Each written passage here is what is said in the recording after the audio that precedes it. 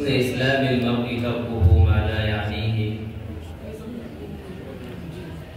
محترم سامعین کرام، آج کے اس بابرکت اجلاس میں مجھے جس موضوع پر اظہار خیال کرنا ہے وہ موبائل کے بیجا استعمال کی تباہ کاریاں ہیں۔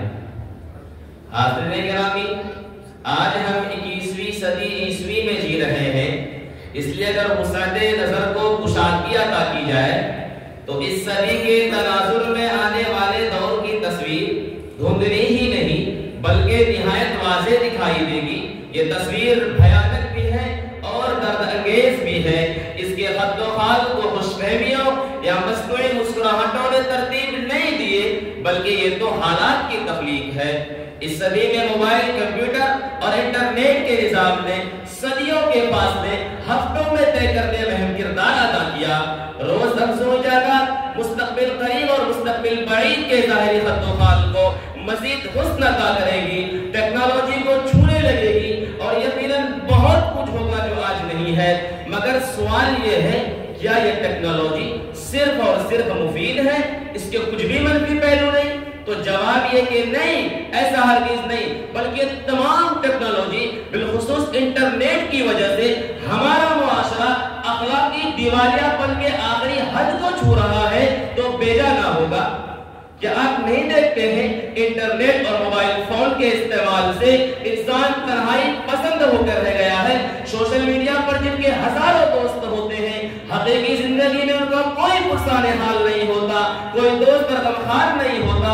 انٹرنیٹ اور موبائل کی وجہ سے خاندانی تانے بانے بکھرنے لگے ہیں۔ موبائل کے بیجا استعمال نے والدین کو اولاد سے، شوہر کو بیوی سے، اولاد کو ماں باپ سے گھر میں رہتے ہوئے بھی گفت و شنید سے محروم کر رکھا ہے۔ بچوں کو موبائل گیمز اور انٹرنیٹ سے فرصت نہیں اور ماں باپ کو اپنی نوکری اور سوشل میڈیا کے دوستوں سے چھٹکارا نہیں۔ نتیجہ یہ ہوا کہ اپنے بچوں کی تعلیم و تربیت، رشتہ داروں کے حقوق و صلہ رحمی، اس کے ازدواجی حقوق کو پس پشت ڈال دیا، جس کی وجہ سے معاشرہ بڑی تیزی سے تنزلی کی جانب گامزن ہے۔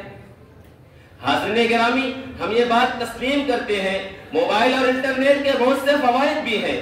وہ فوائد تو زبانیں زدہ و خاص ہو چکے ہیں، لہذا اس کو بیان کرنے کی کوئی ضرورت نہیں ہے۔ البتہ ان کے نقصانات میں سے چند بنیادی نقصانات کا تذکرہ اور ان سے بچنے کا طریقہ بتانا ضروری سمجھتا ہوں، تاکہ ہمارے مسلمان جو انٹرنیٹ سے منسلک ہیں یا بعد میں منسلک ہونے والے ہیں وہ ان نقصانات کو سمجھے اور ان سے بچنے کی فکر کرے۔ حاضرین گرامی، انٹرنیٹ کا پہلا نقصان یہ ہے کہ وہ بے حیائی اور عریانیت پھیلانے اور فسق و فجور کے مناظر پیش کرنے کا سب سے بنیادی اور سستا ذریعہ ہے۔ اس کے ذریعہ اخلاقی و دینی تباہی، نوجوان مرد و خواتین کی بے راہ روی گمراہی، شر و فساد کی وادیوں میں ان کی ہلاکت، اسلام اقدار و پاکیزہ روایات سے ان کی لا تعلقی عام ہوتی جا رہی ہے۔ اور کتنے والدین ایسے ہیں جو فتنے موبائل کی وجہ سے اپنی اولاد کی گمراہی کا رونا رو رہے ہیں، اور کتنی نوجوان لڑکیاں ایسی ہیں جنہیں اس انٹرنیٹ کے تمسس سے سبزباد دکھایا گیا اور وہ دھوکہ کھا کر اپنے گھروں سے بھاگ گئی۔ کچھ عرصے تک دھوکہ بازوں کی مذموم خواہشات کا نشانہ بن کر رہی، پھر بے یار و مددگار چھوڑی گئی۔ نتیجہ کیا ہوا؟ دنیا و آخرت دونوں کا نقصان اٹھانا پڑا۔ حاضرین گرامی، اس کا دوسرا نقصان یہ ہے کہ اس سے منسلک اکثر لوگوں کے قیمتی اوقات اس کے استعمال کی وجہ سے ضائع ہو جاتے ہیں۔ وہ گھنٹوں تک بے حس و حق کر اس کے اسکرین کے سامنے زمزمائے بیٹھے رہتے ہیں اور اکثر غیر ضروری بلکہ نقصان دہ امور کا مشاہدہ کرتے ہیں۔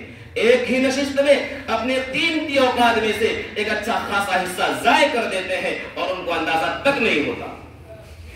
جبکہ ماہرین کا کہنا ہے کہ انٹرنیٹ کے زیادہ استعمال سے انسان ذہنی تناؤ اور نفسیاتی بیماریوں کا شکار ہو کر ہائی بلڈ پریشر، شوگر، جسمانی کاہلی و سستی اور وزن و موٹاپے کی زیادتی، دیگر قلبی و اعصابی بیماریوں میں مبتلا ہو جاتا ہے۔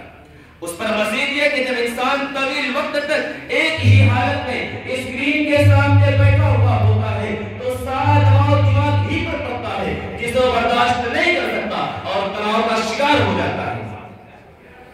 انٹرنیٹ کے ذریعے دینی و دنیاوی موضوعات سے متعلق بڑے پیمانے پر غلط معلومات کی اشاعت کا کام بھی کیا جا رہا ہے۔ باقی تحریکات مسلمانوں کے ذہن میں شکوک و شبہات پیدا کرنے، ان کے عقائد کو بگاڑنے، باطل اپنے عقائد و نظریات کو پھیلانے کی کوشش کرتی ہے۔ جنہیں درست سمجھ کر ایک عام مسلمان دینی موضوعات سے متعلق غلطیوں کا شکار ہو جاتا ہے۔ لہذا والدین کو چاہیے کہ نسل نو کی تربیت کا خاص اہتمام کرے، گھروں کے کچھ ضوابط مقرر کرے، فون کے استعمال کے اوقات مقرر کرے، بچوں کو ایسی مصروفیات فراہم کرے کہ ان کے غلط استعمال سے باز رہے، بچوں کو اخلاقی بگاڑ اور سماجی خرافات سے بچانے کے لیے دینی تربیت کو لازمی بنائے، کیونکہ دینی تربیت ہی سے انسان اچھے برے میں تمیز کے لائق بنتا ہے۔ بقول علامہ اقبال، آزادی افکار سے ہے ان کی تباہی، آزادی افکار سے ہے ان کی تباہی، رکھتے نہیں جو فکر و تدبر کا سلیقہ، وما توفیقی الا باللہ۔